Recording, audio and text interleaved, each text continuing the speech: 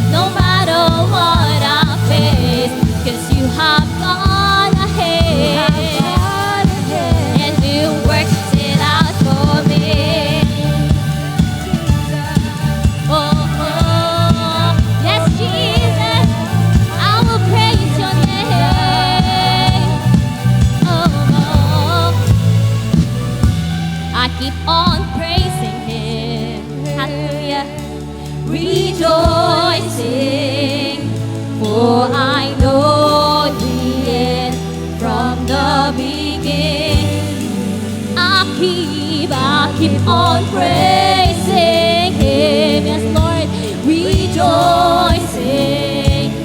For I know the end from the beginning. Sing it out loud. We say, I keep on praising Him, rejoicing.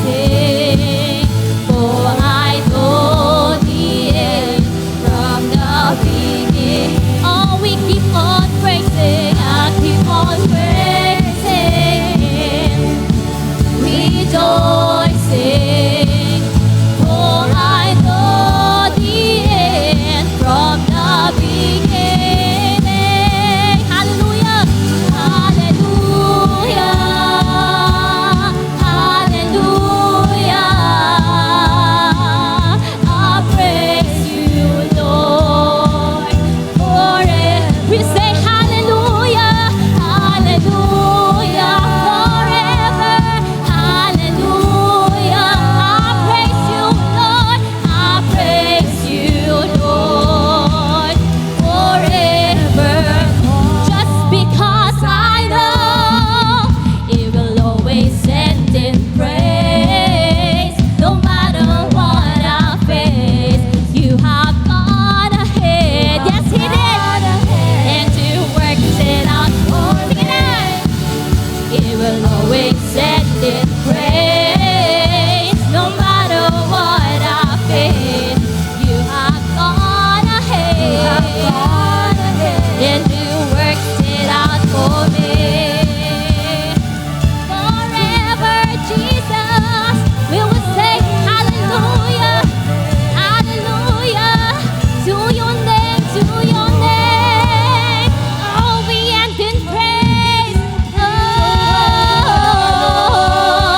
give our highest praise. Let us shout how we praise our God right now. Oh, we praise your name. Oh, hallelujah. Oh, glory is to you.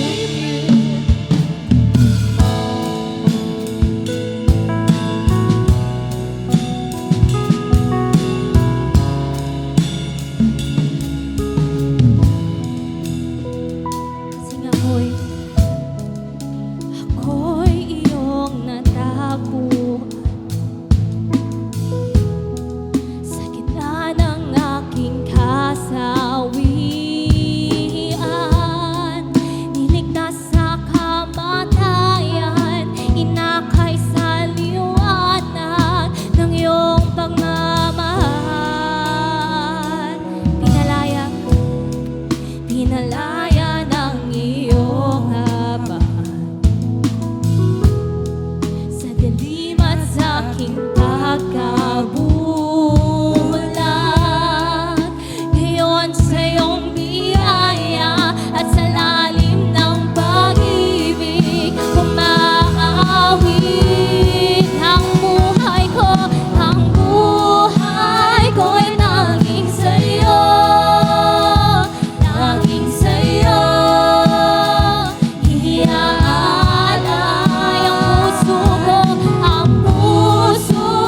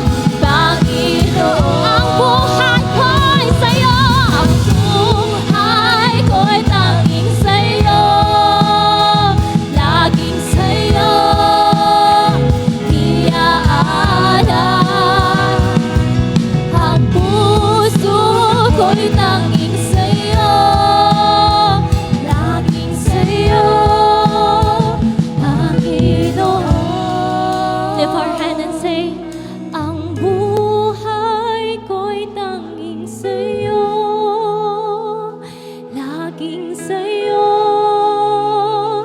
iaalay. Ang puso ko'y tanging sa'yo, laging sa'yo, Panginoon.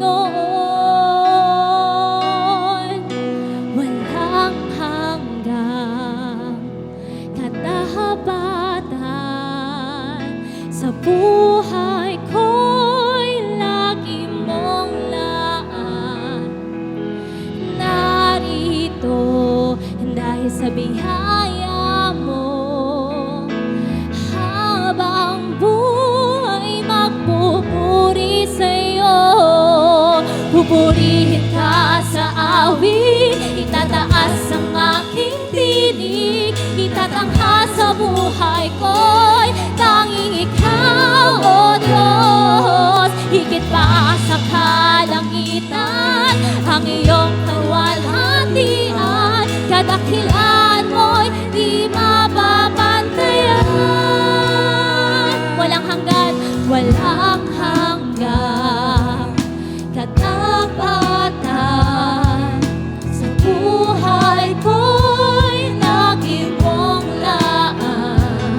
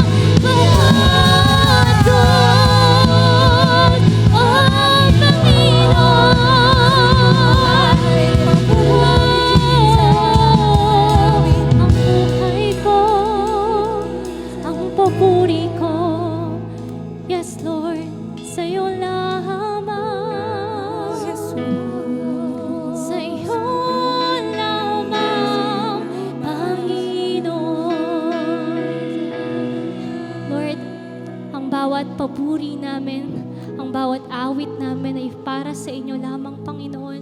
Ang buhay namin, Lord, ang puso namin, Panginoon, ay para sa iyo. Dahil, Lord, ibinigay niyo po ang buhay niyo para sa amin. Kami po iniligtas ninyo sa aming mga kasalanan. Ngayon po, Panginoon, kami po ay patuloy na magpupuri at magpupugay dahil sa ginawa niyo po sa krus, Panginoon. At maraming salamat po sa pagmamahal na yun, Father. We will always give our highest praise to you. And you alone, Father, deserve the glory. In Jesus' name, amen. Amen. Magandang umaga po, church. Pasamantala po muna tayo mga kaupo. At sa ating pagkakaloob, samahan niyo po akong basahin ang Ecclesiastes chapter 11, verse 1 and 2. Sabi po dito, send your grain across seas, and in time, profits will flow back to you. But divide your investment among many places, for you do not know what risk might lie ahead. Ipuhunan mo ang pera mo sa negosyo, at kalaunan ay kikita ka. Ilagay mo ang pera mo sa iba't ibang negosyo dahil hindi mo alam kung anong kalamidad ang darating dito sa mundo. Ang salita daw po ni Haring Solomon, ayon sa mga pagbabasa at pag-aaral natin, ay pagpapayo para sa mga taong naghahanap ng karunungan sa lahat po ng aspeto daw ng buhay natin. Una na rito, ang matalinong pamumuhay, investment and preservation of wealth, mga papumuhunan at pag-iingat ng kayamanan. Sa bawat negosyo daw po, may kalakip na puhunan. Kung tayo ay kapitalista, meron daw po tayong puhunang pera. Kung industrial partner tayo, may puhunan tayong serbisyo instead of money. At bawat puhunan ay ng pagdinegosyo ay may kalakip daw pong kita o profit. At ito po ay nakabase sa ating pamamalakad, karunungan at laki o dami ng pinuhunan. Kung masipag tayo, maaring nakakalamang tayo sa usaping kikitain o aanihin. Kung madami tayong negosyo, pinuhunanan, manabi din tayong nakalaan, nakikitain. Chance po yon. Sa madaling salita, mas madaming investment, mas madami ang chance nating kumita ng malaki. Hindi po pare-pareho daw ang kakayanan ng bawat isa. At sabi ko nga, may kanya-kanyang talentong ipinagkaloob ang Panginoon. Sikapin daw po natin itong pagyamanin at ito po ay naayon sa ating naayon po sa kautusan at kaalaman natin na nanggaling sa Panginoon. At naniniwala po ako ang pagsunod daw po sa Diyos sa lahat ng larangan ng buhay ay pagpapakita daw po ng karunungan. At sa karunungan ito, dito daw po magmumula ang katagumpayan at magandang pamumuhay ng bawat isa. Ang kayamanan, kung ano meron daw po tayo ngayon sa mundo, malaki man at maliit, maayos na estado o sakto lang na estado sa buhay, ang lahat daw po ng ito ay walang katiyakan at maaring pangsamantala lang. Ngunit, ang mag-invest sa Panginoon, gaya ng pagbibigay ng oras, pagsamba, pagpupuri, pananalangin at pagkakaloob ng tama ay isang investment daw po na kailanman ay walang pagkalugi. At ito daw po ay panghabang buhay. Dahil batid natin naman lahat na kung saan lahat na galing ang ating tinatangkilik ngayon, siya lamang at wala nang iba pang pinanggalingan. Yung iba nga po, sabi ko, bagsak na, halos lugi na, wala nang mapagkunan. Pero sa simpleng pagbabalik loob sa Panginoon, sa simpleng pagsunod sa Panginoon at sa kanyang mga kautusan, nakabalik daw po siya sa buhay at naging maganda ang estado ng buhay niya. Paano po daw po kaya yung mga taong mula noon hanggang ngayon sumusunod at tumatalima sa mga kautusan ng Panginoon? Hindi ba po mas malaki investment niya at mas malaki chance niya na maging maganda ang buhay na kagaya natin ng bawat isa sa atin? Tandaan po natin, napakabuti daw po ng Diyos sa ating lahat. Alam niya ang lahat ng ating mga pangangailangan. Sapat at hindi daw tayo pagkukulangin. Basta't makinig at sumunod lamang tayo sa kanyang proseso. Kailanman daw po hindi tayo masisiro. Okay po ba yun? Susunod po ba tayo? Yes. Sa ating pagbibigay po, gaya ng nakagawa ng Solid Ground Church, meron po tayong mga envelope. Ang red daw po, ito yung ating 10% nung kinita natin sa buong isang taon, isang buwan, nasa atin po isang linggo, isang araw, na diyan po natin binibigay yung ikapo.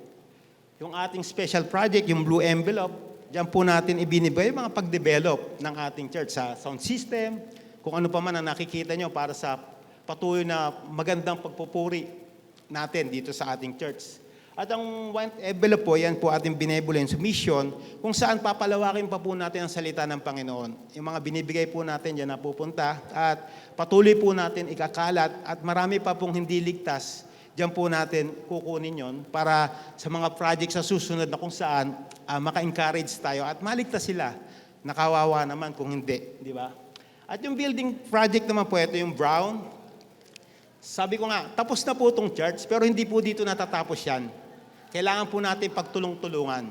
Maraming dapat pang i-maintain, maraming kulang pa na details kung nakikita natin na nagagamit natin. Tandaan po natin may mga detalye pa po dito na hindi pa sapat. So sa tulong-tulong natin, dito po natin kukunin yon. At kahit po matapos yan, may maintenance po ang flooring, may maintenance ang wall, may maintenance ang ceiling, may maintenance ang roofing. So tuloy-tuloy po tayo na magbibigay para po mapangalagaan natin ang ating church. Kasi bihira po ang nabibiyayaan na kagaya natin na meron tayong church na kagaya nito. Tandaan po natin yan, bihira po. Mapalad ang solid ground dahil pinagkatiwalaan tayo ng ganitong kagandang church. Amen po ba? Kaya po ini-encourage ko ang bawat isa na tumayo, magkaloob, at panalangin natin ang ating mga kaloob. Okay po ba yun? Sige po, let's pray. Panginoon, salamat po sa umagang ito, sa pagkakataon na kami magbibigay sa iyo, Panginoon. Salamat sa bawat pamilya na naririto, Panginoon, na magbabalik na kung ano ang pinagkatiwala mo sa amin. Dahil ito'y para sa iyo lamang. Lord, patuloy kong dinadalangin sa bawat isa, Panginoon, na naririto. Ano man ang aming mga tinatangkilik, Panginoon, dalangin ko po na patuloy mo kaming pagpalain dahil sa pagsunod namin sa iyo. Ang pag-i-invest namin sa iyo, Panginoon, ay hindi po malulugi kahilanman, Panginoon. Dahil kami patuloy mo pagpapalain, patuloy mo kaming bibigyan ng mga provision sa aming buhay, at patuloy mo palalaguin ang aming church dahil sa mga kaloob na binibigay namin na para sa iyo lamang. Salamat pong muli. Ito ang aming dalangin. In Jesus' name we pray.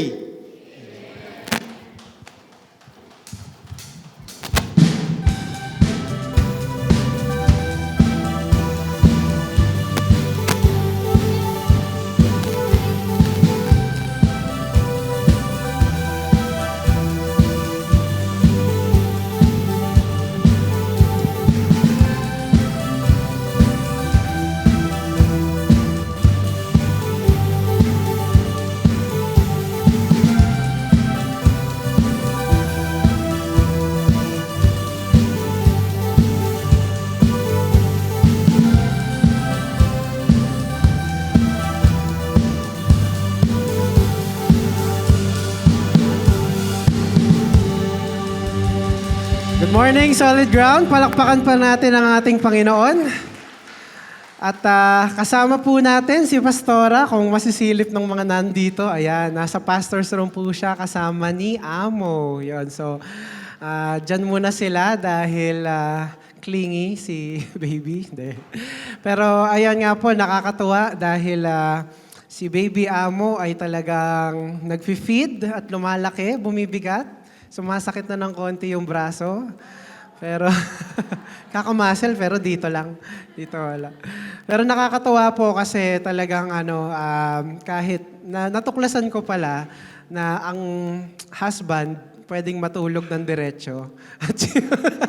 At yung nanay talaga yung puyat. Pero binabawian din ako, kailangan ako yung taga-palit ng diaper. So, praise God dahil napakabait ni baby at lumalakas na. Mag-1 month na siya sa Wednesday. So, pakabuti ang ating Panginoon.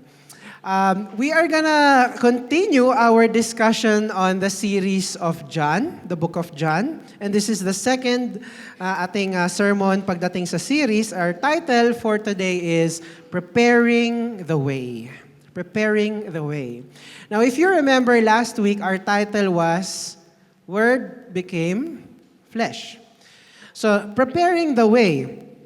Now, we are going to talk about someone called John the Baptist. Are you familiar? Sa Tagalog, siya ay si Juan na taga-bautismo. At siya yung nag-baptize sa water kay Jesus.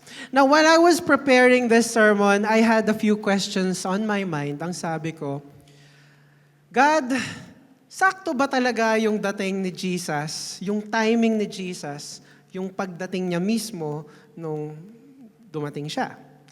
Could it be earlier or could it be later? Could it be today? So I was asking these questions. At it turns out there was a very specific prophecy na nandun sa Book of Daniel kung ano talaga yung date na dadatingan ni Jesus. Tignan lang natin mabilis sa Daniel 9:25 to 26. Ang sabi daw, know and understand this. From the time the word goes out to restore and rebuild Jerusalem until the anointed one, the ruler, comes, there will be 7 sevens. Okay? And 62 sevens. It will be rebuilt with streets and a trench, but in times of trouble, but in times of trouble. After the 62 sevens, the anointed one will be put to death and will have nothing. The people of the ruler who will come will destroy the city and the sanctuary. It's very theological, but basically what it says, especially doon sa 62 sevens, 62 times 7. Sino matatalino? Ako lang ba? Carry 1, borrow 3 from 9. Square root of 5. Bali, 434 years. At kung mathematician ka at may tiyaga ka at gagawin mo assignment mo, titignan mo yung math, eksakto yung prophecy ni Daniel sa pagdating ni Jesus. Hindi ba nakakakilabot yun? I mean, out of so many, now, I was researching again, meron bang ganito ka-precise na nangyari yung prophecy compared sa ibang mga religions, ibang libro? Nostradamus? No. He is very general pagdating sa kanyang mga... And wala talaga siyang very specific na pinpoint na prophecy, di katulad nito ng Bible. Even the Islam, yung Quran, there are prophecies but they are so general and you can just say whatever. It's so open to interpretation yung prophecy na yun. But the Bible actually tells you. The Bible tells you kung kailan talaga darating. And it's so wonderful kasi sabi din dito, if i-calculate mo, it brings us to the point na si Jesus ay nag-start ng ministry, which is 27 AD. And na-prophesy pa si John the Baptist sa Malakay 3:1, mabilis lang. Sabi doon, I will send my messenger who will prepare the way before me. It is so specific and detailed. Isaiah 40, verse 3, a voice of one calling in the wilderness, prepare the way of the Lord. Exactly what John the Baptist did. And kailangan talaga na this point in time si Jesus dumating because as I mentioned last week, mas detalye ko ngayon, there is something called the Pax Romana. So remember, this is a time na si Jesus, nung pagdating ni Jesus, this is the time na ang Roman Empire ay talagang sakop ang buong Europe. At ang Pax Romana is just peace across all Rome. It means meron kang freedom of movement of people and ideas. Now, Romans, hindi naman talaga sila sobrang strict pagdating sa movement of ideas as long as hindi mo na-offend ang Emperor of Rome. Kapag may paniniwala ka, go lang. At isa pa, may isang lengguwahe na ginawa ang buong Rome. At yun ay ang Koine Greek. So, merong understanding sa buong empire nila. And of course, isa pa, it's the Jewish diaspora. Yung lahat ng Jews, hindi lang nakakonsentrate sa Israel, nakakalat siya sa lahat, sa buong Roman Empire, hanggang France, hanggang Germany, which is, yung ngayon tawag natin Europe, but it's really one whole empire before. And isa pang importanteng kung bakit talagang saktong si Jesus ay dumating at this point is the Roman roads. Napakaganda. In the history of the world, ito yung time na ang ganda ng pagkakapave ng mga roads. Ang ganda ng infrastructure, di ba? Katulad natin ngayon, 30 years ago, wala naman tayong expressways. Kung pupunta ka ng Bulacan or Baguio, it would take you 6 hours. Tama? Tapos may mga bangin, delikado. Right now, Baguio is 4 hours. Kung talagang katulad ka ni Kuya Ras magpatakbo, 1.5. So talagang napakabilis na ngayon because of the expressways. And this is how we can make it similar dito sa time na to, the Roman roads allowed for the extensive network. Diba? Even hindi lang yung mga missionaries na dumadalaw. It allowed even for the text, yung text, the Bible, to be disseminated faster. Also, ito yung time na there was spiritual hunger. Hungry ang mga tao kay God. Una sa lahat, sakop sila ng Rome. Kahit na yes, may freedom, still, sakop sila ng Rome. So, ina-abuse pa rin ng mga sundalo ng Rome ang mga Jewish people at this time. At hindi rin naman nakakatulong yung mga religious leaders. Katulad nga ng pinag-usapan natin last week, napakaraming laws, napakaraming rules. So, paano sila magkakaroon ng spiritual connection? So, talagang uhaw ang tao sa spiritual connection. Naging burden pa nga yung law. And if mas maaga dumating si Jesus, wala pang roads, wala pa yung Pax Romana, what if ngayon dumating si Jesus? Brother Chris, kung ngayon darating si Jesus, mas mabilis na siguro, may internet. Well, kahit na mas mabilis mag-travel, may expressway, the rapid spread of information also means there's a rapid spread of misinformation. Di ba? Kailan ka ba nakakita ng video? Totoo ba yan? Dinedit lang yan. Di ba?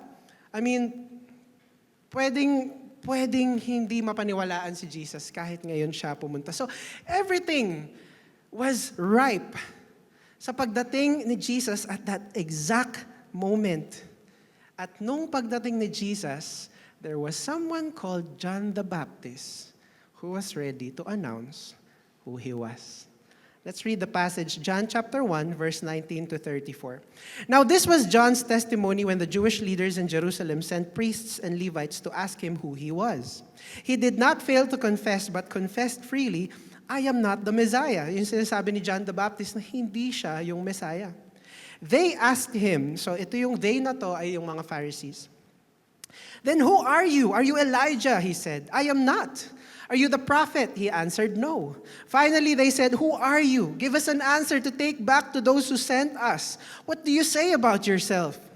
John the Baptist replied in the words of Isaiah the prophet, I am the voice of one calling in the wilderness. Make straight the way for the Lord.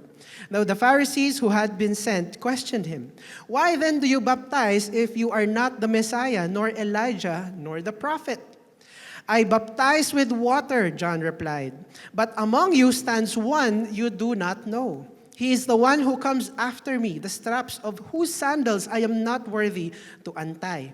This all happened at Bethany on the other side of the Jordan where John was baptizing. Verse 29. The next day, John saw Jesus coming toward him and said, look, the Lamb of God who takes away the sin of the world. This is the one I meant when I said, a man who comes after me has surpassed me because he was before me. I myself did not know him, but the reason I came baptizing with water was that he might be revealed to Israel. Then John gave this testimony, I saw the Spirit come down from heaven as a dove and remain on him. And I myself did not know him, but the one who sent me to baptize with water told me, the man on whom you see the Spirit come down and remain is the one who will baptize with the Holy Spirit. I have seen and I testify that this is God's chosen one. Let's all pray. Dear God, we thank you for the word. We thank you, Father, for the opportunity to know you more in this passage. Father, open our eyes, open our minds, Father, so that we understand what it is you want to teach us, Father. We are hungry, Lord, for what you want to tell us today. And Father, if there's anything you want to tell us, Lord, in our lives, and Lord, improve in our lives this week, this year, Father, come, Lord God, and teach us. In Jesus' name we pray. Amen. So let's start again sa verse 19. Sabi doon, now this was John's testimony when the Jewish leaders in Jerusalem sent priests and Levites to ask him who he was. So nangongontrol na agad dito ang Jewish leaders. Meron na kagad silang concern sa ginagawa ni John the Baptist. He did not fail to confess, sabi ng 20, but confessed freely, I am not the Messiah. So the first step in preparing the way is, number one, the humility of John the Baptist. This is very important to know that John the Baptist had a lot of disciples. Ang dami nang sumusunod sa kanya. Pero alam na alam niya yung role niya sa buhay. Alam niya yung position na dapat niyang akuin. Hindi niya presenta yung sarili niya na bigger than who he was. He was just him, yung pinadala ng ating Panginoon. He was just humble. Alam niya yung identity niya. Alam niya yung identity niya under the kingdom of God. We can learn a lot, no? Kasi what we need to understand is finding identity in Christ brings true contentment. Kapag alam mo, as a Christian, yung identity mo, alam mong okay lang sa'yo na wala ka pang car, wala ka pang house, wala ka pang yung mga nakikita mo sa social media. Alam mo na kahit hindi mo ma-attain man yun, you know your place. Because you know your identity is in Jesus, is in Christ. Kaya minsan may mga nakaka-confuse ng kanilang identity dahil hindi sila nakokontento. You know what? Pag hindi tayo kontento kung sino tayo at meron tayo, we tend to experiment. Parang, ano kaya gawin natin to? Ano kaya mag-resign ako? Di ba? Isa pa nga lang kahit natignan natin yung presence natin online. Nung gumawa kayo ng account sa Instagram or sa social media, nung gumawa kayo ng account, siguro natanong natin, ano kaya ang ipipresenta kong sarili ko? Ako ba yung matravel? Puro ba travel pictures ang i-upload ko? Ako ba yung makain? Tulad ko. Yung tuwan-tuwa pag may pagkain talagang. Ako ba yung, ipepresenta ko ba yung sarili ko na mabarkada, na maraming kaibigan? Ipepresenta ko ba yung sarili ko na successful ako sa career ko? Na model student ako. Sinong model student? Ako lang. Ed lang. Di ba? Pa-demure. Ipepresenta ko ba ang sarili kong ganon? And kapag dating naman sa actual identity natin, how do we present ourselves? Minsan, we will dress in a way na gusto natin yun ang ma-perceive about us.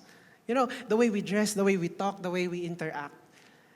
It's the identity. And that's why we have to really think about what kind of identity. I mean, kung meron tayong parang identity na gusto natin ipakita sa iba, baka naman it will fall short. Baka naman hindi enough yun. Limbawa, yung katulad ng binanggit ko, I think it was 2 Sundays ago. Like, the girls, yung mga kabataan, di ba, na girls, you don't need to flaunt your body. Your identity is in Christ. Just be a really nice girl, Christian girl na nagbabasa ng Bible, ginagawa ang tama, and the right guy will be attracted. Amen, guys? Talaga, guys, Di ba? Sabi sa verse 21, they asked him, then who are you? Are you Elijah? He said, I am not. Are you the prophet? He answered, no. So, ang question dito is, sa verse 21, bakit kaya ang tanong nila, Elijah? Of all the prophets in the Old Testament, why would they ask if John the Baptist was Elijah? Well, kasi it was prophesied. Let's check Malachi 4:5. In Malachi 4:5, this is 400 years ago, bago pa lang dumating si John the Baptist. Sabi doon, see, I will send the prophet Elijah to you before that great and dreadful day of the Lord comes. So alam ng Jewish leaders na ang ine-expect nila ay si Elijah. Si Elijah yung darating. So bakit biglang may John the Baptist na nagbabaptize? Sino to? Si Elijah ba to? You see, it's wrong that they would expect Elijah because hindi naman talaga, if you interpret what it says, hindi naman talaga ibig sabihin na mismong si Elijah yung darating. It's someone like Elijah, not really Elijah himself. Tignan natin, Luke 1:11-17. This is the story kung paano pinanganak si John the Baptist. Meron siyang dalawang magulang, si Zechariah at si Elizabeth. Then an angel of the Lord appeared to him, standing at the right side of the altar of incense. When Zechariah saw him, he was startled and was gripped with fear. But the angel said to him, do not be afraid, Zechariah, yung tatay ni John the Baptist. Your prayer has been heard. Your wife Elizabeth will bear you a son, and you are to call him John. He will be a joy and delight to you, and many will rejoice because of his birth. For he will be great in the sight of the Lord. He is never to take wine or other fermented drink, and he will be filled with the Holy Spirit even before he is born. He will bring back many of the people of Israel to the Lord their God. And 17, and he will go on before the Lord in the spirit and power of Elijah, to turn the hearts of the parents to their children and the disobedient to the wisdom of the righteous, to make ready a people prepared for the Lord. So, the Jewish leaders, they were looking for Elijah mismo. But what we need to understand is the prophecy is talking about someone with the spirit of Elijah, and thus John the Baptist, someone who had the spirit. Parang ganito lang po yan mga kapatid. Matanda na si Gary V. Kailangan may katulad na ni Gary V, no? Ilan taon na ba si Gary V? 60? Pero ang galing pa rin niya, no? Kaya ko yun Pero, mamaya. Pero si Gary V, dahil old na, sasabihin natin, dapat meron na tayong bagong Gary V. Ibig bang sabihin si Gary V pa rin yun, nababaguhin lang yung buhok, kukulayan lang, ganon. Halimbawa, kailangan na natin ng bagong Efren Bata Reyes. Ibig bang sabihin, gagawin siyang parang hip-hop at bata at siya ulit yun, nilalaban. Kawawa naman, nakita ko yung mga recent. Old na rin siya, di ba? Matanda na rin siya. Siya pa rin yung linalaban natin. And it's proud. It's nice to see him still having that endurance, no? Pero sana merong another one. Di ba? Like Paeng, Nepomuceno, di ba? These people na talagang athletes natin na we can really be proud of. And that's what it means here. Someone like them.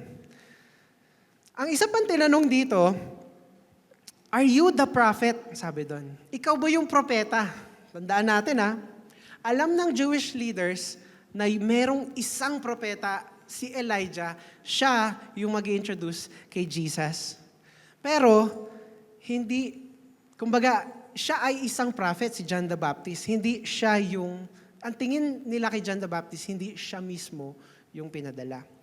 Verse 22, finally they said, "Who are you? Give us an answer to take back to those who sent us. What do you say about yourself?" 23, John replied in the words of Isaiah the prophet, "I am the voice of one calling in the wilderness. Make straight the way for the Lord." Kinote niya yung prophecy, Isaiah chapter 40, verse 3.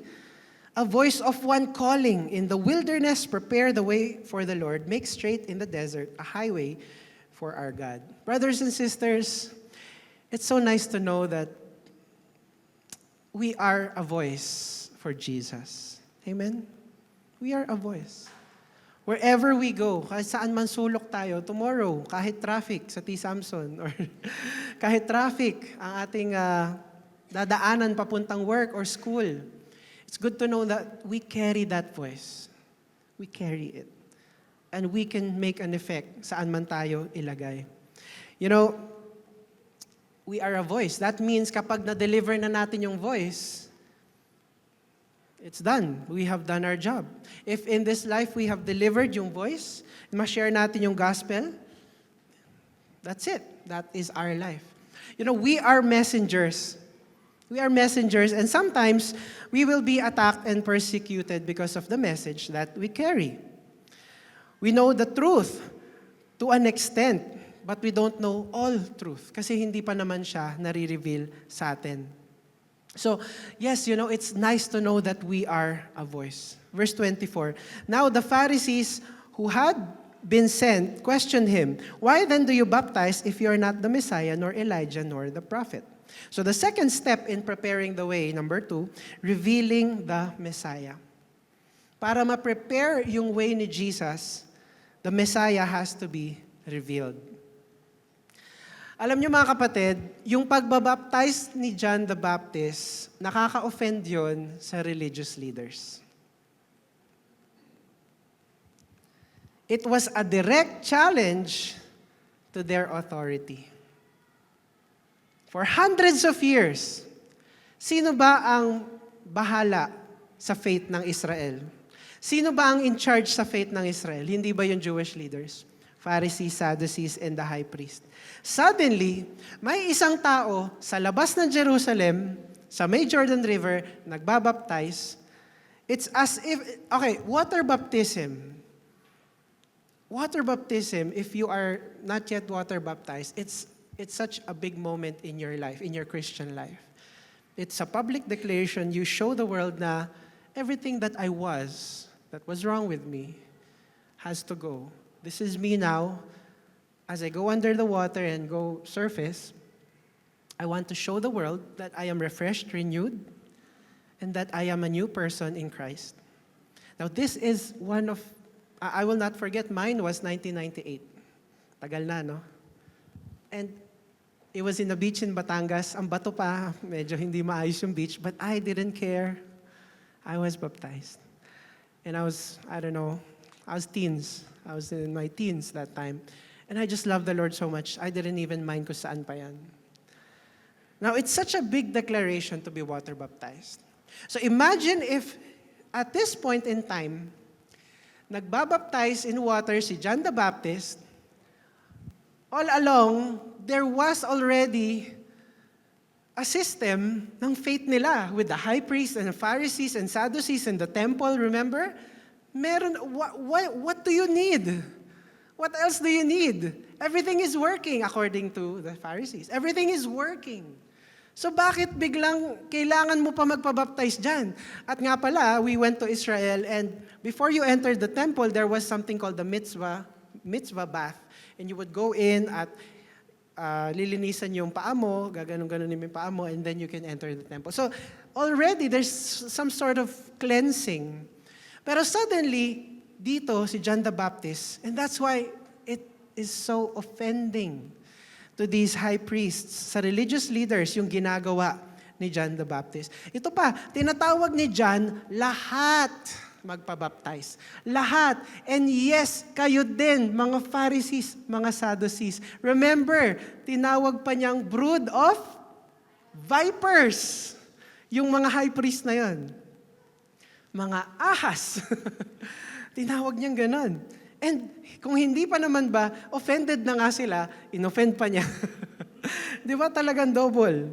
So talagang, it can really show na merong transformation na nangyayari at this time. Matthew 15, 3-6. Why do you break the command of God for the sake of your tradition? Thus you nullify the word of God. Sinorkat ko na lang. Thus you nullify the word of God for the sake of your tradition. What it is telling us here is that whatever they thought is working sa Pharisees and Sadducees, it's not enough. It doesn't have a spiritual connection with God. It's all these laws and all these rules na kailangan, di ba, sundin, like what I talked about last Sunday. It's not really the connection and relationship that we are supposed to have with God. And that's why, now, dito sa verse na tong Matthew 15, the Pharisees, mas gugustuhin pa nilang yung tradisyon nila ang unahin nila kaysa magkaroon sila ng connection with the Lord. And this is really something na kailangan natin ma-remind. Brothers and sisters, we all come from kung saan-saang province. We all come from a religion one way or another na hindi religion natin ngayon. And we have all these superstitions, tama? Sinong hindi nagwawalis sa gabi? We have all these superstitions, mga kasabihan. In fact, nung pregnancy pastora hanggang sa pinanganak, ang daming mga superstitions kaming naririnig. Not necessarily from family, no? But from other people. Dapat gawin mo to, gawin mo yan. And, mga kasabihan yan mostly. Maraming magagandang advice. And thank you for that. Pero maraming mga superstitions. Halimbawa, kapag meron kayong family tradition, uunahin mo ba yung family tradition or si Jesus? I mean, in the end, Jesus matters. Family gatherings are great. We encourage family gatherings. But let it not hide Jesus from the real occasion. Halimbawa, Christmas. And, there's a family gathering na sadly hindi makaka-attend ng service or, fine, it's okay since you have a gathering, but make sure that Jesus is still talked about before you eat. Make sure there's a prayer. Make sure at least there's a word about who Jesus is. You know, it doesn't matter. We can attend naman the following week. We can attend online, especially if we have people coming from abroad. And my mom is here. Another person coming from abroad nga pala. Hi, Ma. So, yeah. So she is here because she wanted to be with us while Amo is born. So, nakakatuwa. And of course, importante ang family, ang gatherings. But let's not make it so priority na si Jesus wala na. We can still go out. But let's make sure na may prayer and may word. Amen? John was starting something away from the temple. Saan nagbabaptize si John the Baptist? Bakit hindi sa temple? Bakit hindi sa temple? Isn't the temple like the biggest representation of the faith of the Israelites, of the Jewish nation? Why not in the temple? Yes, it is certainly the biggest representation of faith. But what has happened to the temple? It has been commandeered by the Pharisees and the Sadducees na may mga rules, na may mga laws, na ang hirap-hirap sundin. At ang laki-laki pa ng following ni John the Baptist dito sa labas ng temple.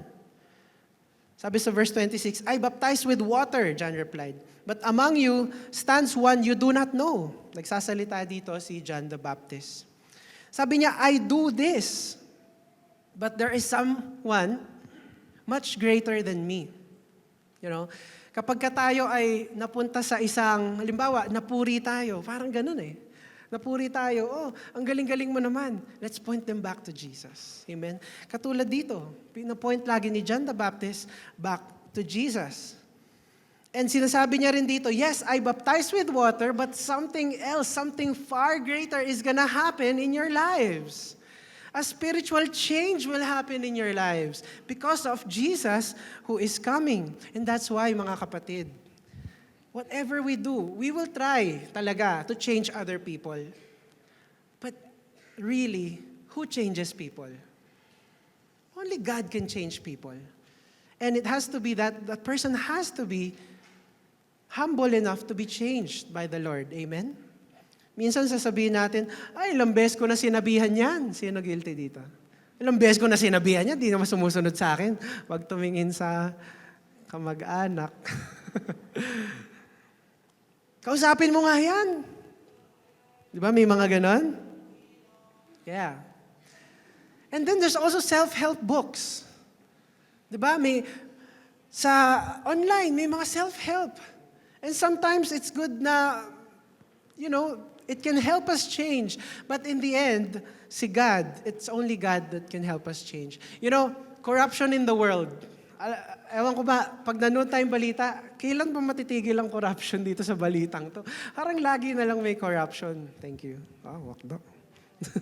The water lang po ito.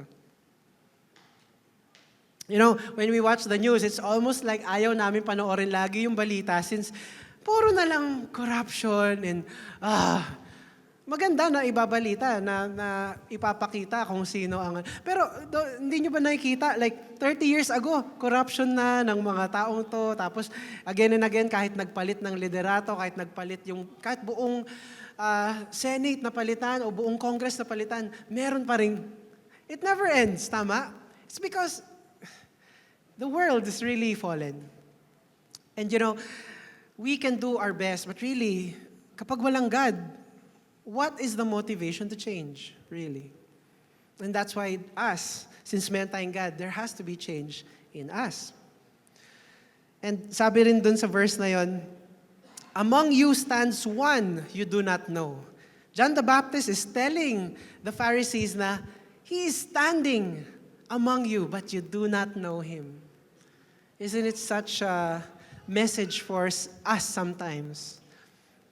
That God stands in front of us. Pipigilan na tayo sa isang temptation, pipigilan na tayo sa isang bagay na dapat di natin gagawin, and yet we do not acknowledge Him. Yet parang, we just ignore Him. You know why? Sometimes we just want to let this pleasure out. We want to prioritize yung feeling na gusto natin ma-feel. And that's why it's a good reminder, while Jesus gave us His all, we give Him so little sometimes. You know, we have to give Him more. He gave His whole life.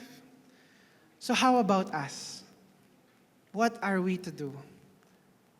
Are we gonna give Him, yung mga scraps na lang ng time, yung mga tira-tirang time? Ay, Jesus, kapag this week may time ako na parang 5 minutes, sige, magde-devotion ako. Ayan devotion yan Gaganunin pa natin si Jesus?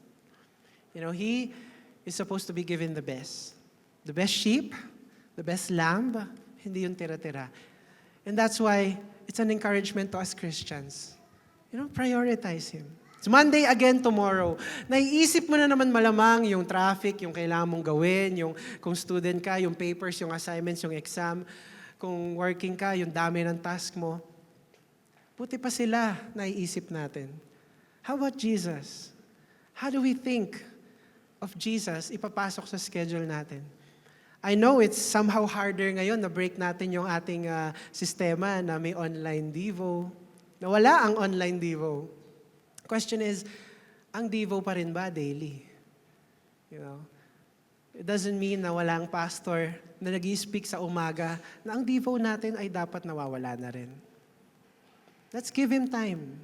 We can all read. Actually, may audio na nga sa Bible. Di ba? Audio Bible. We can do that. And this is a reminder for us na it shouldn't be the responsibility of anyone yung spiritual life natin. Dapat tayo mismo. Amen? Kaya nating mag-devo at magbigay ng oras kay Jesus. Verse 27, He is the one who comes after me, the straps of whose sandals I am not worthy to untie. Ang kultura po ng Israel at this time is, especially sa mga bahay na may mga servants, mga slaves, kapag meron silang bisita, mag-invite sila ng bisita, merong slave na pupunta sa bisita, iaantay yung sandal. Kasi ang sewage system po ng Israel at this time, wala po yung katulad nating mga kanal dyan na nababaharin naman. Ang sewage system nila ay sa gutter lang. So kapag naghugas ka sa kitchen, yung mga waste na yon pupunta lang din sa gutter. So nag-overflow yon sa roads. So your sandals is one of the dirtiest pieces of clothing na meron ka. So you don't even want to touch. Right now, kung halimbawa, may bisita kayo, would you even want to touch their sandals kahit na malinis naman tayo ngayon? Ayaw mo, di ba? Minsan mabait na lang tayo, itatabi ko dito. But still, sandals or shoes, yan yung may contact sa road na hindi mo alam kung saan sila dumaan. And especially true yan sa time ni Jesus. Kaya nga yung slaves, and hindi lang basta-basta slaves, the lowest slave, kumbaga, the lowest of, yung pinaka nasa mababang ranggo ng slave, siya yung nag-aantay ng sandal para itabi doon sa lalagyanan ng sapatos pag may bisita. And John the Baptist says, I am not even worthy of untying his sandals. I am even the lowest slave sa harap niya, and yet I am still not worthy of untying his sandals. Can you see the respect John the Baptist is giving to Jesus here?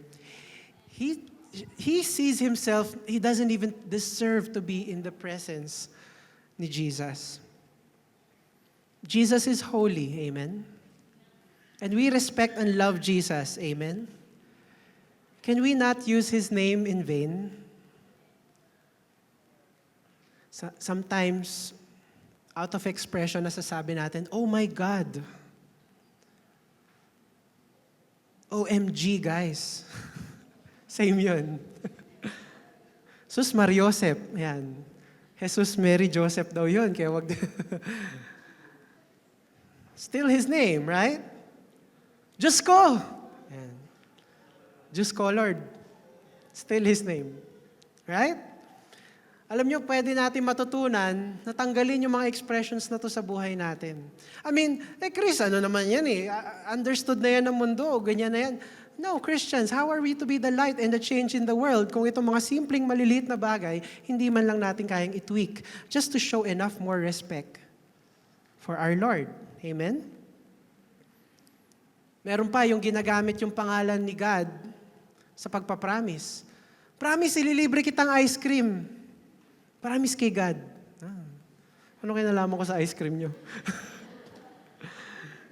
Ay, damay natin si God sa simpleng merienda nyo mamaya. Promise kay God, babayaran kita. So, umutang ka na, tapos, ito na lang yung ginawa mo, tapos damay pa si Lord. Huwag natin gamitin ang pangalan ni Lord. Yung mga bata, di ba? Nung bata tayo, may laro tayo, di ba? Ano nga ba yung laro na? Langit, lupa, impyerno. Di ba? Naglaro tayo nun. Linalaro pa ba yun ng mga bata ngayon? Saksak puso, tulo ang dugo. I mean, sino nag-compose nito? Wala na ba tayong ibang lyrics na malagay? Sinabi ba ng Diyos? O ano ba? Pati ba naman Diyos sa pinakahuli, kailangan may say pa rin si Lord kung taya ka o hindi. As in, sometimes we just use the name of the Lord na parang hindi natin iniisip.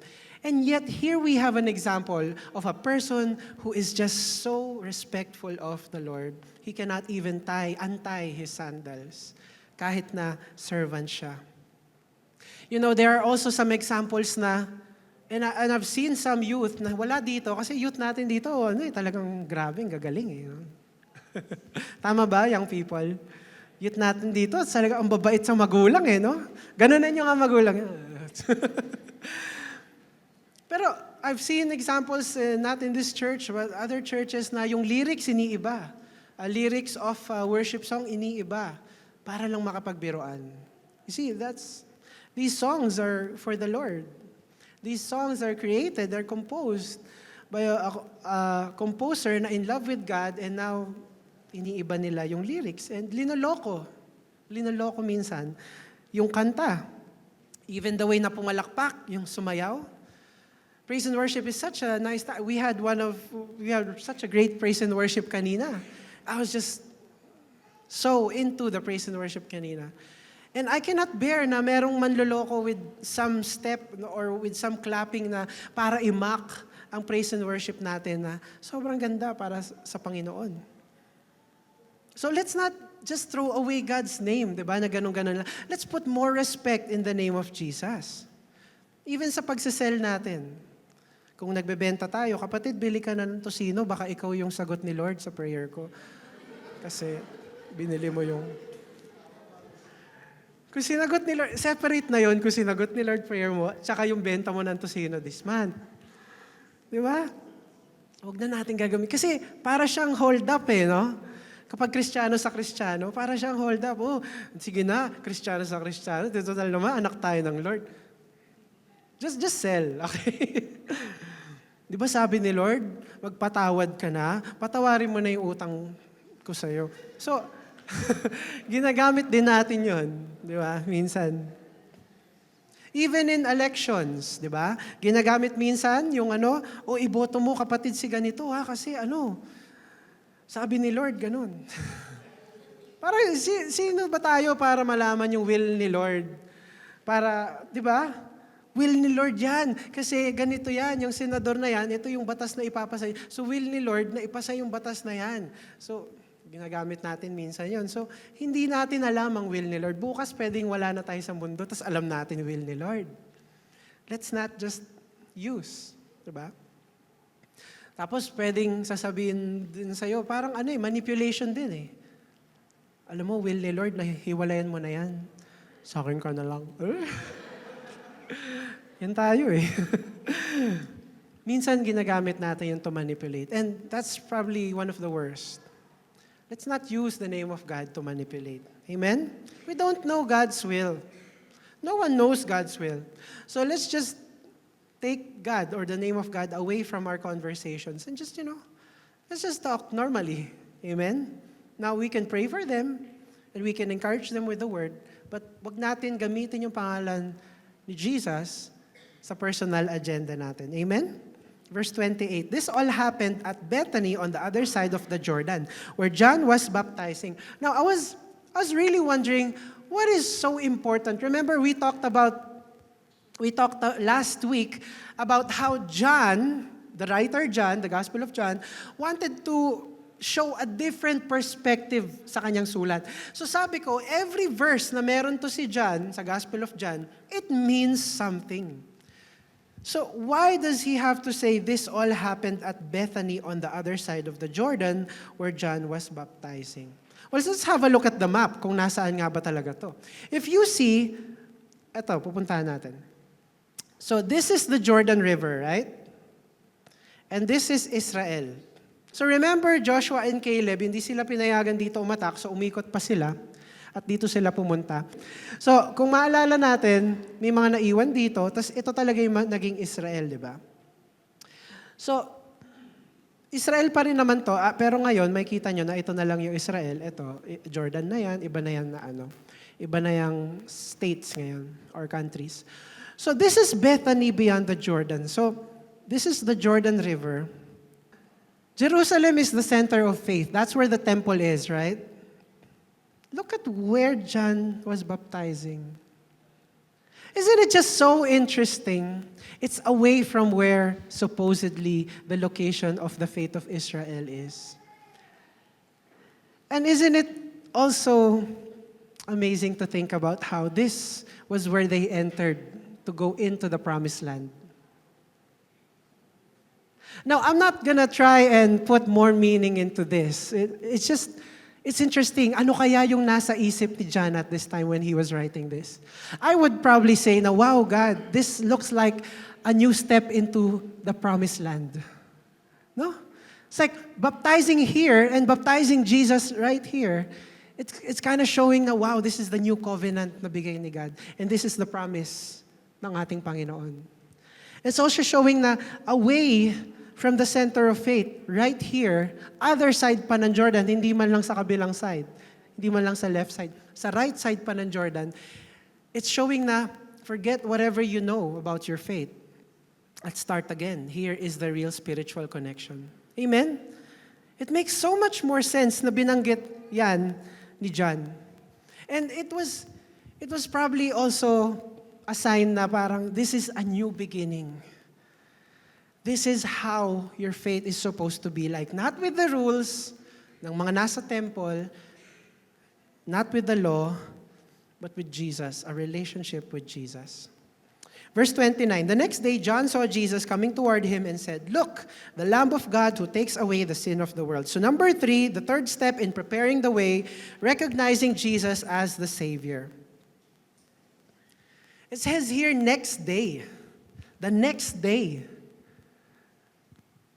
So yung tinatanong si John the Baptist ng mga Pharisees, that was a day before.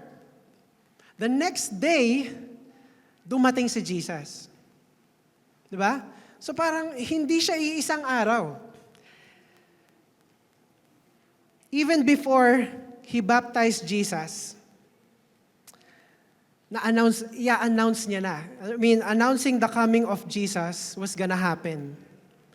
So malamang, hindi lang yun kahapon na nakikipagbuno at questionan siya sa Pharisees. It could have been a number of months or years, di ba? And it says, Jesus is the sacrificial lamb.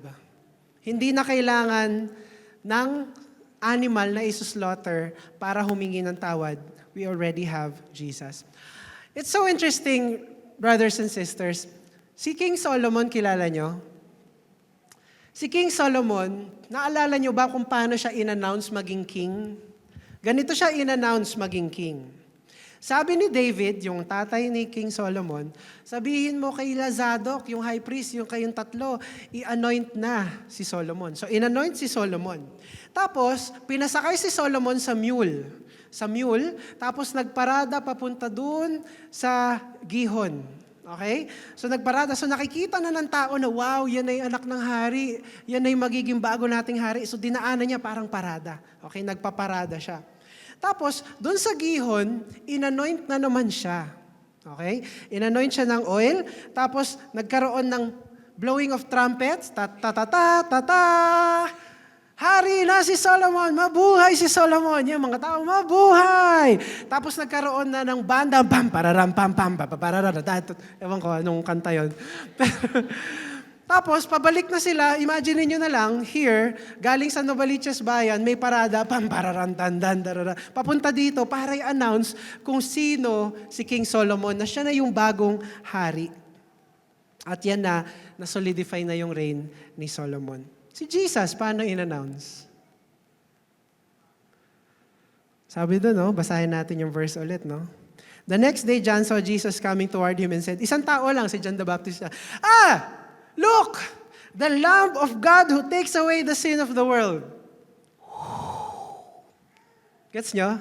Hindi with the trumpets and the mule and yung kung ano-ano pang mga it's just that. And remember, this is the Jordan River. We've been in the Jordan River. Ang lakas ng current sa Jordan River. At kapag kahit na nag-uusap tayong ganyan, kahit maingay tayo, ang maririnig mo yung tubig. Shhh. So, ini-imagine ko lang, in-announce ni John the Baptist, andyan na yung Lamb of God who takes away the sins of the world. Tapos, shhh. Gets nyo? It's just nadadrown na rin naman yung announcement niya for Jesus. All I want to tell you is that it's not unlike yung kung paano i-announce yung kings. It is just a simple announcement. You see, the Jewish leaders expected there to be a king para i-conquer na once and for all ang Romans. Para mapasa kanila na ulit yung Israel. But this is how Jesus was announced. Napaka-humble na announcement lang. Amen? Sabi sa verse 30, this is the one I meant when I said, a man who comes after me has surpassed me because he was before me. So ina-acknowledge ni John the Baptist that Jesus lived ever since. Sabi 31, I myself did not know him, but the reason I came baptizing with water was that he might be revealed to Israel. You know, John the Baptist was just doing the will of God. John the Baptist was called, and he was just obeying God's command.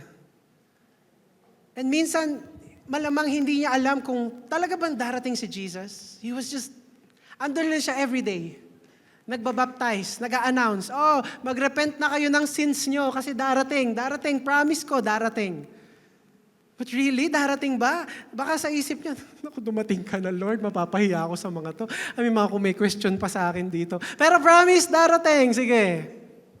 So ang hirap din sa side ni John the Baptist, he wasn't sure. But you know what? Kung bakit siya nag-continue, he had faith. A lot of times, brothers and sisters, hindi natin alam kung bakit nandun tayo sa situation na yon, kung saan tayo linagay ni Lord. Lord, bakit nandito ako sa trabahong to? Ito ba talaga yung gusto mong gawin ko? Lord, bakit nandito ako sa parte ng buhay kong to? Ano ba magiging future ko? We never really see kung ano magiging future. Sabi nga, we can't see the summit while climbing the side of the mountain. Because it's not time yet to see. It's just not yet the time. There is still a process na kailangan natin gawin. Amen? Kailangan, we have to live by faith, not by sight. 2 Corinthians 5:7, for we live by faith, not by sight. We have to live, hindi na parang alam na alam, we never know kung ano magiging future natin. But we have to live by faith. Si Abraham, he lived by faith. Hindi niya alam, pero sinunod niya. Papatay niya na yung anak niya. He lived by faith. Pinigilan siya ni Lord. And nakita yung kanyang faith. Si Joseph, the dreamer, he just lived by faith. Hindi niya alam, nakakulong siya, hindi niya alam ano mangyayari sa kanya. And because of him, di ba, nagkaroon ng yung family niya nadala out of the famine. So we just don't know. And John the Baptist just trusted God. Ginawa niya lang yung kailangan niyang gawin. Alam niyo po, maganda po talaga na tayo mismo yung nasa pagsubok, no? Hindi pwede natin ibigay sa iba yung pagsubok, amen? Like, pwede ko ba sabihin, brother, kunin mo nga yung pagsubok ko saglit? Hindi yan nade-delegate eh. Mas maganda talaga yung tayo ang nasa gitna ng pagsubok. Kasi pag ikaw mismo yon, nakikita mo yung galaw ng kamay ng Panginoon. Amen? You know, kapag nag-uusap tayo, at kapag sinabi ko na, alam mo si God, ang bait sa amin, binigyan kaming ganito, ganito. May pagsubok ba kayo, Brother Chris? Wala kaming pagsubok. Wala talaga. Zero. As in, bigay lang ng bigay si Lord. Di ba magtatampo kayo, bakit ako? Ang dami kong pagsubok. Bakit ako? Walang binibigay si Lord. It's important because it's the testimonies of how God's greatness is. We can talk to each other and say, you know, ang hirap ng pinagdaanan ko, pero hindi sa aking kakayanan. It was because God was so good in my life. And that's why we can glorify God. Palakpakan po natin ang Panginoon. Now, I do not know kung anong pagsubok yung inyong kinalalagyan ngayon. But it's important to see, magandang nandyan ka lang sa gitna na yan. You get to see the hand of God. Yung mga nakaranas mag 50-50 ang mga health, sila yung mas nalilinawan sa regalo ng buhay. Yung mga nakaranas ng kahirapan, mas na-appreciate nila yung discount. Tama? Mas na-appreciate mo yung buy one, take one. Yung regalo sa'yo, mas na-appreciate mo. Yung mga nakaranas ng hirap sa paghahanap ng trabaho, sila yung hindi mo mapapaalis sa current job nila kasi alam na nila ang hirap magtrabaho. Yung mga nakaranas na iwan ng iba, teka lang, dito muna. Yung mga nakaranas na iwanan sila ng iba, sila yung nakaka-appreciate sa mga nagsistay. Amen? Yeah, my mother is here and I want to also, this is a testimony na gusto kong i-share. She loved me, but she allowed for me to be independent when I studied in Malaysia. I learned a lot. Pero mas lalo nung nag-Barcelona ako, she allowed me to be independent there. And sabi ko, Ma, bakit kayo ganyan? Mahal niyo ba ako o hindi? Kung iiwanan niyo ako, pengin pera. No, but she did allow me. I remember the first time I went to Barcelona, I landed Barcelona Airport, and they gave me specific instructions kung paano mahanap yung bahay ko. First of all, I had to exit dito sa airport na to. I had to find car park BA, ganyan-ganyan. I have to find a specific colored car na ganito yung plate number. Sa pinakaharap sa left na gulong ng kotse, pag aabutin kong tama, makukuha ko yung susi. At yung susing yun, dadalhin ko, at mag-MRT ako bago mag 9 p.m. kasi nagsasara sila. So mag-MRT ako dito, bababa ka sa station na yun, lalakarin mo yan, kakaliwa ka sa kanan, bla bla bla. Hanggang sa may makikita kang arko na kailangan mong hanapin, andun na basta yung bahay mo. At sa papel, nung pinaplano namin, okay, alam mo yung mga parang sa movie, may spotlight na gumagana, okay, so ikaw dito. So parang feeling ko, James Bond ako, na meron kami mission. Fine, let's do this. Yung dapat na 1 hour, 2 hours lang, naging 4 hours, nag-iikot sa Barcelona, na merong mga matatandang tumitingin sa akin na masama, na baka nakawan ko sila. Kasi pabalik-balik ako doon, dala-dala ko yung maleta. Paano ko kayo nanakawan? May maleta akong dala. It took me 4 hours, sinabot ako ng 1 a.m. ata. I was looking for this house, and suddenly I found this house na merong door, and I said, okay, dalawa lang mangyayari dito. Bubuksan ko to at bahay ko to, praise God. Or, bubuksan ko to, hindi ko to bahay, tututukan ako ng baril ng may-ari, mag-uusap kami presinto. Pagka ganun ko na susi, nag-unlock, bahay ko, praise God. Pero it took me so long. And that alone, that experience alone, yes, you know what? My parents love me, yes, but you know, sometimes you need to be inside the challenge, inside the crisis. Yes, it's hard, but within the crisis, look for the whisper of God. Look for the hand of God. You will see Him. And many of you, brothers and sisters, I know, alam mo yung sinasabi ko, na sa gitna ng pagsubok na it was the hand of God that reached out. Because kahit na gusto mong yung kamay ng nanay mo, kamay ng kung sino man ang tutulong sa'yo, it's just not gonna be present. But you know, what's good about this is, the hand of God, He never neglects us. He's always there to reach out. Amen? You know, dito if we move on, sabi sa verse 32, then John gave this testimony, I saw the Spirit come down from heaven as a dove and remain on him. Now, yes, we know that dove symbolizes the Holy Spirit, no? Ang ganda. Kasi yung dove, naalala nyo saan ginamit yung dove? Sa panahon ni Noah. And the dove took a twig, piece of branch, na inabot kay Noah, and it symbolized na it's the end of the punishment of God. And so nice to know that dove din yung bumaba to represent the Holy Spirit, no? To represent who Jesus is. It's nice to know that the punishment is done. Here is the new covenant. Guess what? In looking at this, the dove also symbolizes a sacrifice. Remember, iba ang sacrifice kapag oxen ang gamit, pag lamb ang gamit, pag sheep ang gamit. What do you think is the sacrifice pag dove yung gamit? Leviticus 12:8. But if she cannot afford a lamb, she is to bring 2 doves or 2 young pigeons, one for burnt offering and the other for a sin offering. In this way, the priest will make atonement for her and she will be clean. Ibig sabihin, kapag wala ka ng pera, pag di mo afford yung mga sheep, yung lamb, yung goats, you can bring a dove. And it's so wonderful to know that the sacrifice Jesus made was not just for the rich and the powerful. The sacrifice Jesus made was also for the marginalized and the poor. Napakagandang maisip that it was already being prepared for us, the sacrifice of Jesus. Did you learn something today? Can we stand up? And I just want to end in this. Imagine tayo si John the Baptist. I was imagining, what if I was John the Baptist? At tandaan natin si John the Baptist, siya yung anak ni Zechariah at ni Elizabeth. Sino si Zechariah at si Elizabeth? They were priests. Yes. Zechariah and Elizabeth, yung magulang ni John the Baptist, ay mga pare ng temple. So, makikita mo na hindi siya tumuloy sa pagiging pare. Galing, no? You know what? Probably, binago niya na yung buhay niya, tumira na siya sa wilderness, may calling siya from the Lord na kailangan niyang gawin ito, kailangan niyang abangan ang Messiah. Tumira siya at kinain niya lang ay mga honey, hindi siya kumain ng mga hinahandog sa mga priest. At least maraming mga lumalapit sa kanya, pero kinakabahan siya, darating kaya ang Messiah, darating kaya.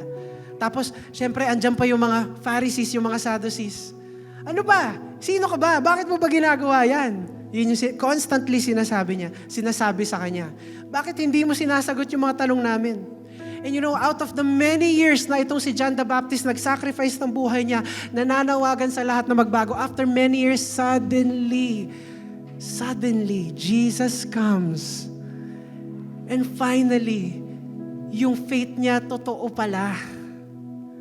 Maaring nag-doubt na rin siya, Lord. But Jesus comes, the dove comes, He baptizes Jesus. Yung araw-araw niyang isinisigaw na mag-repent, nangyari. I love the lyrics of this song we're about to sing. Ang sabi doon, pupurihin ka sa awit. Ano next? Itataas ang aking tinig. What's the third line? Itatanghal sa buhay ko, tanging ikaw, O Diyos. Would you still continue to utter the name of Jesus wherever you go? Hindi ka ba titigil, brother, my sister? Kasi Jesus lang ang panghawakan at itanghal sa lahat ng nangyayari sa'yo. Yes, you worked hard, yes. But in the end, it was Jesus all along helping us. And that's why, let us never give up. Itanghal ang pangalan ni Jesus. San man tayo at anuman sitwasyon ang mapuntahan natin. Amen? Let's sing this song for Jesus. Pupurihin ka sa awit. Itataas ang aking tinig, itatanghal sa buhay ko'y tanging ikaw, O Diyos. Higit pa sa kalangitan, ang iyong kaluwalhatian, kadakilaan mo'y di mapapagpalit. Let's sing it again. Pupurihin ka sa awit, itataas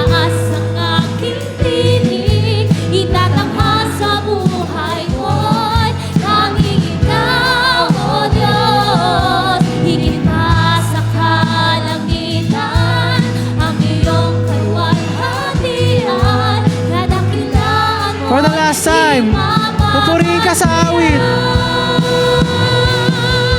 Pupurihin ka sa awit, itataas ang aking tinig, itatanghal sa buhay ko'y tanging ikaw, O Diyos. Higit pa sa kalangitan, ang iyong kalwalhatian, kadakilaan mo'y di mapapantayan. Yes, so God, totoo nga po, Panginoon, all the days of our lives, itatanghal namin kayo, Panginoon, ang pangalan niyo alone, Panginoon. Kahit may persecution kami, kahit may naririnig kami, kahit na ang hirap, Father, kahit inaantok kami, pagod kami, puyat kami, Father, we will not give up. Just going, Lord, into your presence and reaching out to you, Panginoon, doing our devotions, praying to you, Father, and Lord, itanghal ang pangalan mo sa saan man kami mapunta, sino man ang kausap namin, O Diyos. Father, we thank you, Lord, for the sacrifice you have done. Help us, Jesus, have more time for you, Panginoon. And Lord, get closer and closer to you, Lord. In Jesus' name we pray. Everybody say, Amen and Amen. Palakpakan po natin ang Panginoon. Hindi nga pwede pala, no? Kasi nakahawak ka sometimes, no? Alright, I'm gonna call Pastora Alma. She's gonna lead us in our communion.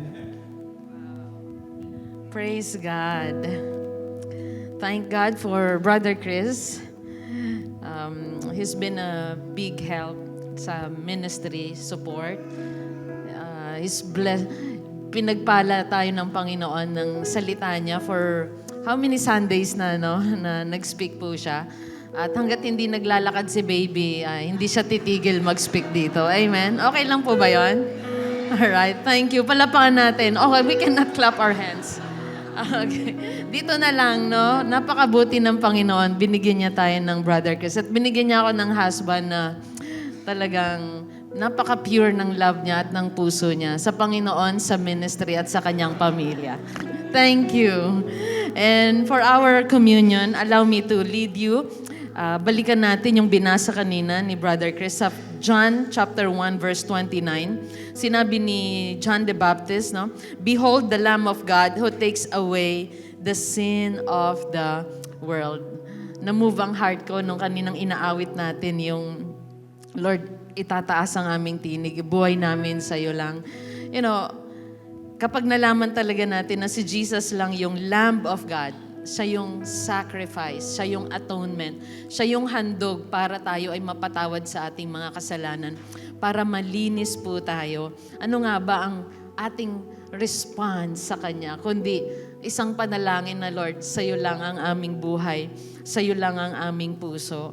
And sabi, ulitin natin, Behold, the Lamb of God who takes away the sin of the world. No, ito ang greatest problem natin, sin and death. Kapag may sin, merong death. But because we have Jesus, we have eternal life. We have life eternal. There is resurrection in Jesus. Earth is not our forever home. Heaven is. It's all because of what Jesus has done on the cross. So nawa, habang buhay, siya lang ang ating itatanghal, siya lang ang ating paglilingkuran. Amen? Amen. 1 Corinthians 11, For I received from the Lord that I also, verse 23, I also delivered to you that the Lord Jesus on the night he was betrayed took bread, and when he had given thanks, he broke it and said, This is my body, which is for you. Do this in remembrance of me. There are two ordinances na binigay ni Jesus for the church na lagi po natin gawin. First, water baptism. Second is the Holy Communion. Remembering His death and resurrection. He died for our sins. He died that we might have life. He resurrected to give us life. Kaya sabi niya, alalahanin niyo ako. In verse 25 of 1 Corinthians 11, in the same way also, He took the cup after supper, saying, This cup is the new covenant in my blood. Do this as often as you drink it in remembrance of me. For as often as you eat this bread and drink the cup, you proclaim the Lord's death until He comes. Hold your breath and repeat this prayer after me.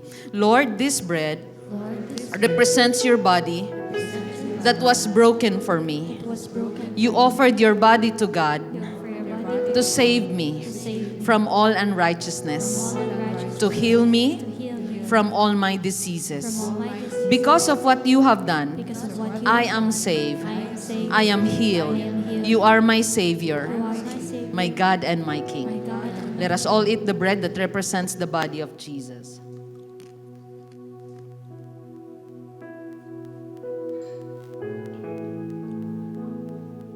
Lord, Lord, this cup this represents the new covenant represents the new in your blood. in your blood. You offered your blood to God For your blood for to me, God, for me, to cleanse me cleanse me from all acts from all that acts leads to death. that leads to Thank death. you Thank you for washing away my for sins. washing away my You sins. made me pure and You holy, made me pure and holy, that I may serve you, that I may serve you, the living God. the living God. Let us all drink the juice that represents the blood of Jesus.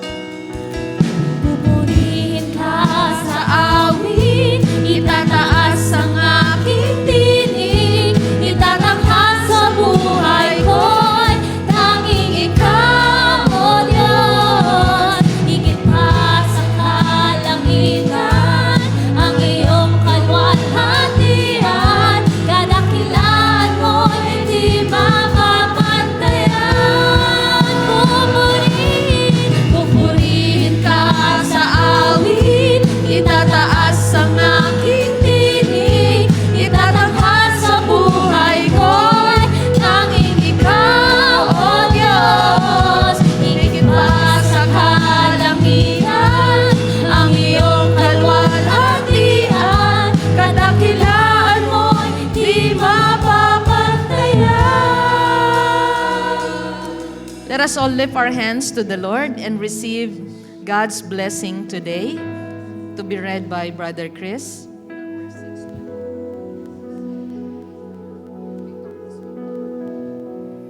The Lord bless you and keep you. The Lord make his face shine on you and be gracious to you. The Lord turn his face toward you and give you peace. Father, we thank you, Lord. We praise you, Father, for everything, Lord God, that we have learned today. Allow our hearts, Father, to be changed by this word. And Lord, may we always carry your light this week, Lord, and forever. In Jesus' name we pray. Everybody said, Amen. Thank you everyone. Na-miss ko po kayong lahat. Salamat sa Panginoon. Magkakasama tayong muli. Have a blessed Sunday. God bless you, your family, and your small group.